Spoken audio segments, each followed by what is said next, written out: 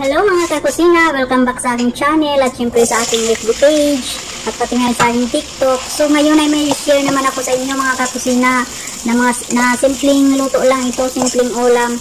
Ayan, na una, naggisa muna tayo ng potato at saka carrots. So i-brown lang natin siya ng konti.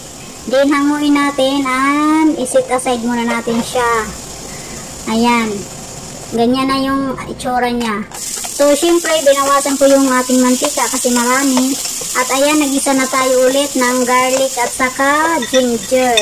Then, sinunod natin yung sibuyas. So, igisa-gisa lang natin hanggang lumabas yung aroma ng ating condiments.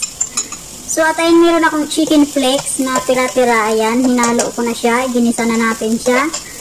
At lagyan natin siya ng asin at saka paminta para pampalasa. So, gisa-gisa lang natin siya ng konti. Then, lagyan ko siya ng soy sauce. Napakasimpleng luto lang nito mga kakusina. At ayan, may dalawa tayong lata ng tuna. Ayan, inihalo ko na din siya para medyo marami-rami yung ating ulam. At talagang napakasarap naman ito mga kakusina. Siyempre, dagdagan natin siya ng chop na green chili or yung siling maanghang para may konting kagat yung ating ulam.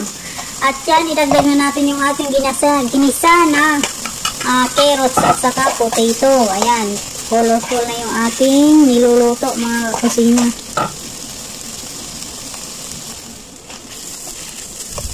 So, halu-haluin lang natin ng konti. Din, lagyan natin siya ng butter sa gitna. Ayan. So, tunawin lang natin yung butter. Din, after nyan, ihalo-halo na natin siya. I-mix-mix lang. So, tinimplahan ko na siya. Tama na yung lasa niya. So, lagyan na natin siya ng 3 itlog sa toppings niya. Then, ang ating spring onion. At saka yung siling maliliit. Ayan. So, at ayan lang mga kakusina. Para na siyang tuna sisig na with chicken flakes. Ayan. Napakasarap nito. At syempre, lagyan din natin siya ng lemon. So, hindi ko muna siya kliniting kasi gusto ko yung mainit pa na kakain. So, ayan lang. Thank you for watching.